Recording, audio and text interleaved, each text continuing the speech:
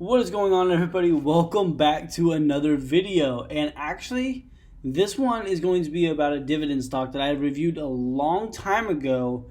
And we're just going to do really a checkup and see kind of where we're at and how I would play this. So with that being said, let's go ahead and jump right into this video and get into QYLD. I know I'm fine, but the money Okay, makes guys, QYLD, everybody loves this one. If you are a dividend investor, I hear this one all the time. It's QYLD, QYLD, QYLD, all the time. I got no problem with this, and you guys know I love selling options for income, so it's a covered call ETF. I will tell you my problem with their strategy right here, right up front, is they don't actually own. It's based on the Qs, or the NASDAQ, basically. It's actually based off their index. They're selling at the money calls. I don't know about you guys, but I'm assuming the market's going to go up over time based off of history.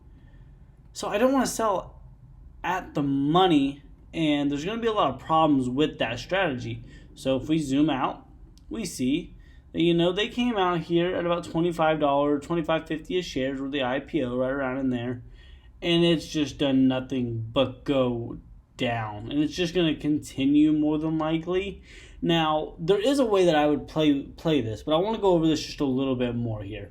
So, again, there's no problem with this, but again, remember what they're made up of. Right here's their percentages. Technology, 51%. You can see their top 10 holdings in here. Apple, Microsoft, Amazon, Broadcom, Nvidia, Meta Platforms, Tesla, and then NDX. This is the one that I'm talking about right here. They own, it's only 2.95, but it is a big chunk. And then Alphabet, again, it's going to be Google. If you guys don't know what that one is, that is Google. So, again, they're doing this on an individual basis right here. They do have some real estate and stuff like that.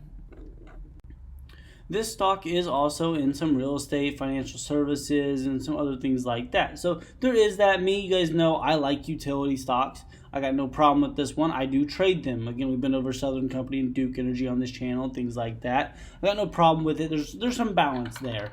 Of course, it's not enough balance in my opinion, but that's okay. Again, you invest in the Qs and the NASDAQ for the technology. So I 100% understand that.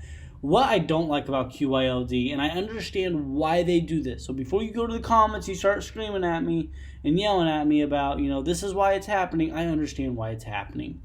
And they're giving you premiums. Now, again, 19 cents, and these are dividends that I'm showing you guys here. 22 cents, there's some special dividends in here. That 49 cents was a special dividend. Look at the date, that's how you'll, and it's right here next to this one. That's how you'll kind of know.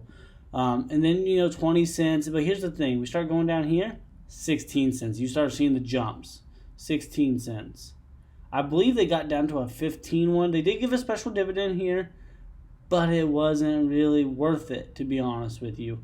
Again, 16 cents, and then they start turning back. I believe there was 115. I'd have to go back and figure out where it was. But then right now they're around 17s, and I believe they just turned out maybe an 18 one. Nope, 17.179. Might as well be 18 cents. So they are trending back up because the overall market is trending back up. And again, I've got no problem with that. So if I was going to trade it, I definitely wouldn't be buying it right now. So let me put it this way. If you're bullish on the overall market, maybe it's not a bad idea to buy it and allow it to work. I don't see you getting a long-term investment, return on this. I would rather see you just go sell puts on something else.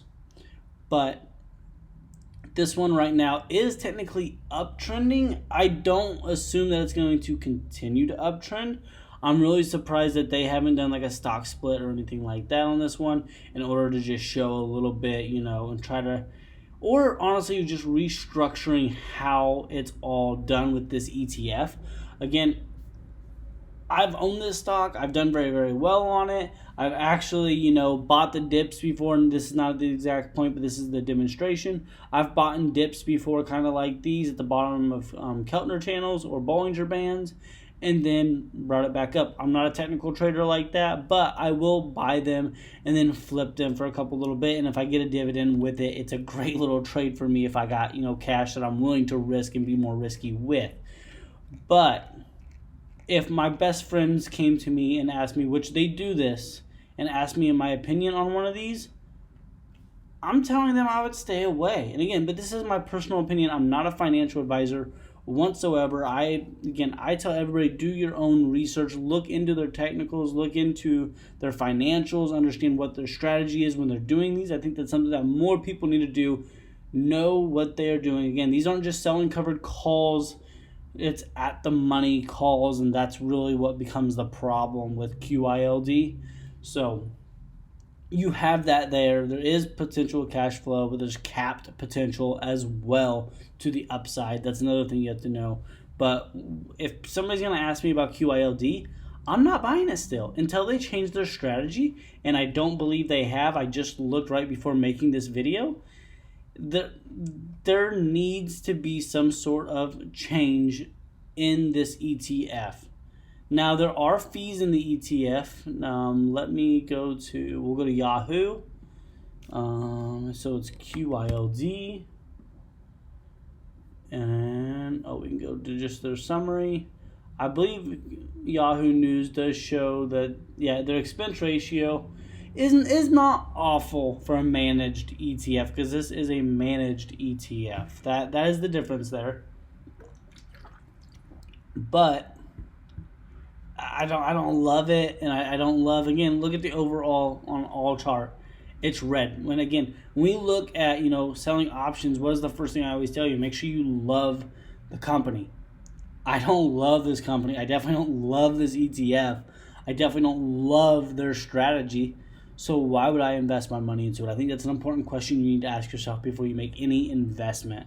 So with that being said, guys, thank you guys all for watching this video. I do appreciate all the love and support that I've gotten over the past couple of months here. We're trying to get more into it. I got some other things coming for you guys that I think is going to make your life easier. Some free things that that you'll be able to plug and play with.